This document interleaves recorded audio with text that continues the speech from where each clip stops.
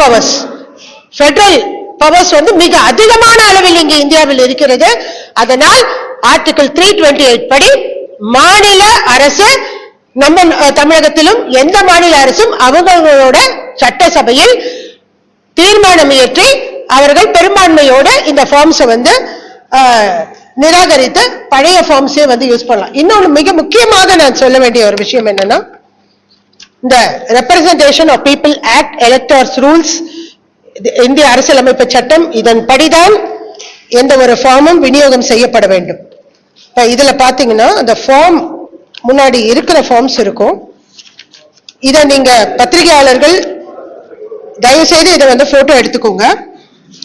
இப்ப பாத்தீங்கன்னா இங்க பாருங்க, ரெஜிஸ்ட்ரேஷன் ஆஃப் எலக்டோர் இந்த ஃபார்ம் இருக்கும், இந்த பக்கத்தில் இருக்கும். 135 RPL இருக்கு, 135 RPL இருக்கு. 135 இருந்து எல்லா ஃபார்ம்ஸுமே இருக்கு. அந்த எல்லா ஃபார்ம்ஸுமே பாத்தீங்கன்னா கீழே குட்டியா போட்டிருப்பாங்க, கண்ணுக்கே தெரியாது. ஃபார்ம் 1 C ரூல் 7, ரூல் 7 படிதான் ஃபார்ம் 1 கொடுக்கணும். ஆனா தற்போது SIRல கொடுத்திருக்க ஃபார்ம்ஸ்ல பாத்தீங்கன்னா எந்த ரூலுமே இருக்காது. அதுல எந்த ரூல்ஸுமே இல்லாம கொடுத்திருக்காங்க. நான் அதை உங்களுக்கு கொடுக்கிறேன். Form 2 C rule 7, form 7A, ஒவ்வொரு ஃபார்முக்கு பின்னாடி பாத்தீங்கன்னா அதோட ரூல்ஸை கொடுத்திருப்பாங்க. இப்போ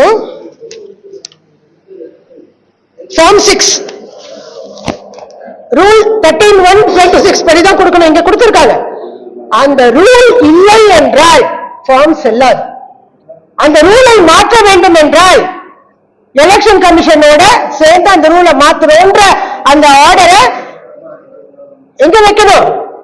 ராஜ்யசபா முன்னாடியும் லோக்சபா முன்னாடியும் வச்சு மெஜாரிட்டி பெரும்பான்மை ஆதரவு வாங்க வேண்டும். இல்லை என்றால் இந்த படிவம் செல்லாது. சோ இந்த குற்றப்படிவத்தை கொடுத்து நாடு முழுவதும் SIR 2025 ஒரு மிகப்பெரிய தேர்தல் வாக்கு திருட்டை கையாள்வதற்கும் ஜனநாயகத்தை பூட்டு போட்டு சர்வ அதிகாரத்தையும் குற்ற ரீதியாக கையில் எடுப்பதற்கு பாஜக நரேந்திர மோடி அவர்கள் சதி திட்டம் செய்த அந்த சதி திட்டங்கள், குற்றங்கள் உறுதியாகி இருக்கிறது. அதனால் பாஜக நரேந்திர மோடியும் அமித்ஷா மற்றும் RSS தலைவர் மோகன் பகவத், இந்திய தேர்தல் ஆணையர்கள், தலைமை தேர்தல் ஆணையர் ஞானேஷ்குமார் IAS கேரளா கேடர், சுக்பீர் சிங் சந்து உத்தரகாண்ட் கேடர் IAS, அப்புறமா விவேக் ஜோஷி அப்படின்றது ஹரியானா கேடர், இவர்கள் 6 பேரும் ஒட்டுமொத்த இந்திய மக்கள் பிரதிநிதித்துவம் மீது குற்றம் இழைத்திருக்கிறார்கள். இந்திய அரசியல் அமைப்பு சட்டம் மீது குற்றம் இழைத்திருக்கிறார்கள்.